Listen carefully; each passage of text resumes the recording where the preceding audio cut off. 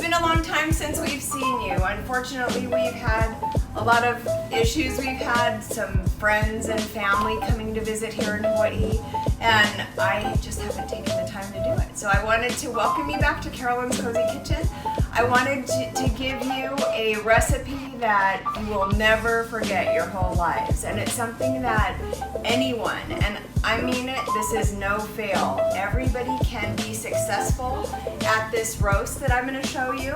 So I wanted to show you, this is a rib roast.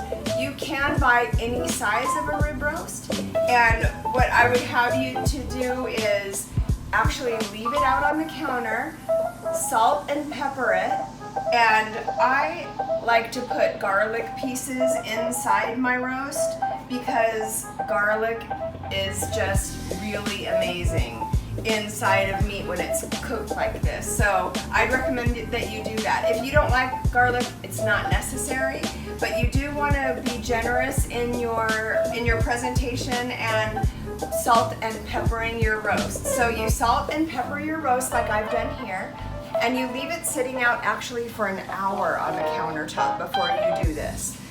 You will preheat your oven to 375. You will preheat your oven to 350. And once that's done and your hour has lapsed, you have placed garlic throughout your roast here. And this is, like I said, a rib roast. You will want to put it in a pan that you can put into your oven. And you do this fat side up. And when you put it into your oven, and what I'm using, Pampered Chef sells this amazing 12-inch fry pan, and in Hawaii, one of the reasons I love it and use it all the time is because it has a removable handle, so it's easy to store, and it's easy to both use on the stove top and in your oven, and it's safe for you too, so it works out nicely. So when I put my roast, this is a rib roast like I said, and it has been salt and peppered. It's been poked with holes and put fresh garlic pieces in. You can buy garlic in the store that's already peeled, but you can fairly inexpensively buy large quantities of garlic at like Costco or places like that. And that's what I actually would recommend. And like I said, you put it fat side up. In what I have is an open 12-inch fryer.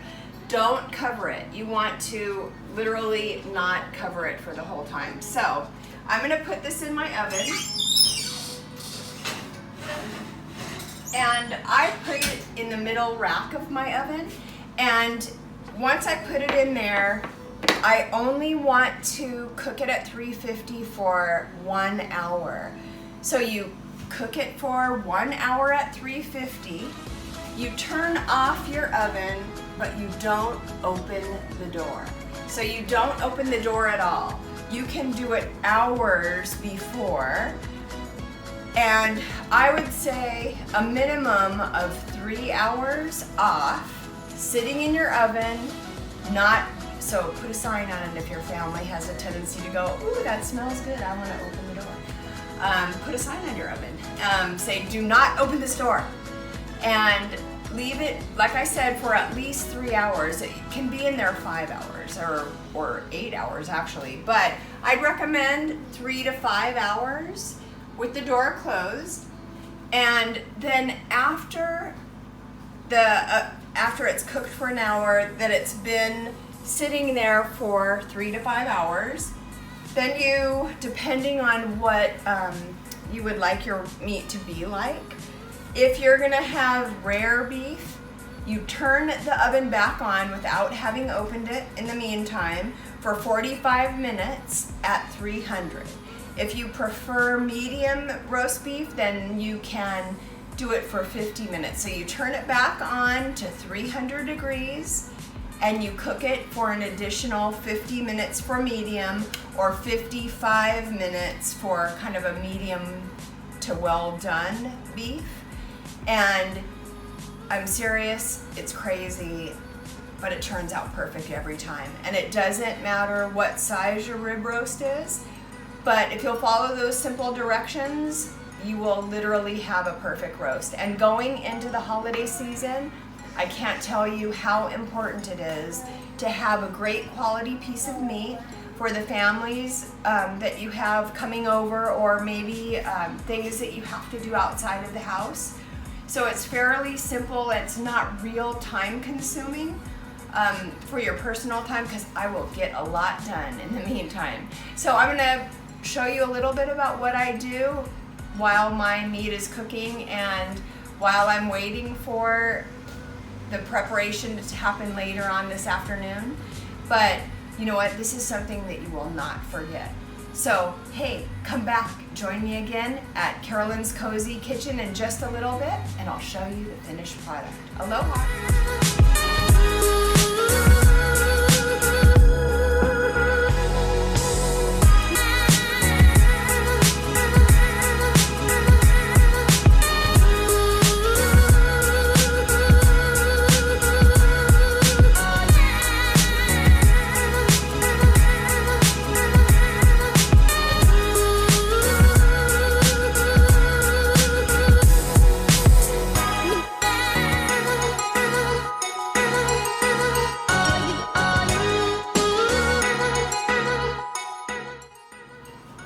Hi, and welcome back to Carolyn's Cozy Kitchen. We appreciate you coming in today, where we're making our no-fail roast, and I'm going to tell you, it's absolutely a no-fail. So if you remember when we first met, we have a rib roast that we salt and peppered, and we put garlic in holes in the top, and then we let it set at room temperature for an hour before we put it in the oven. We preheated our oven at 350 and we put it in for 1 hour. Since that time, 3 hours passed, and at that 3-hour point this evening, I actually put it into the oven again at 300 degrees for 45 minutes, because we like our rib roast a little on the rare side. So I'm going to take it out now, because since then we found out that a family member really needed us to bring them some dinner. So while I was waiting, I put a salad together in my salad and berry spinner from Pampered Chef, and I made a pot of rice. So it actually is a pretty easy thing, and you know what, I'll go so far as to say kind of an elegant thing to provide for your family. A rib roast is a really good thing that everybody enjoys.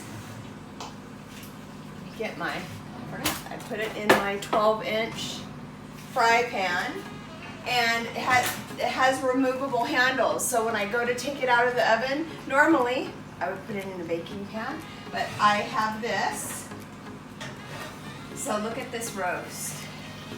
This is a nice rib roast. This is a nice rib roast that I'm going to tell you, seriously a no-fail. You can get as big of a roast as you would like, depending on your family size or the event that you're going to attend, and it tastes like you're at a hotel buffet. I'm going to tell you, this meat is truly a no-fail piece of roast.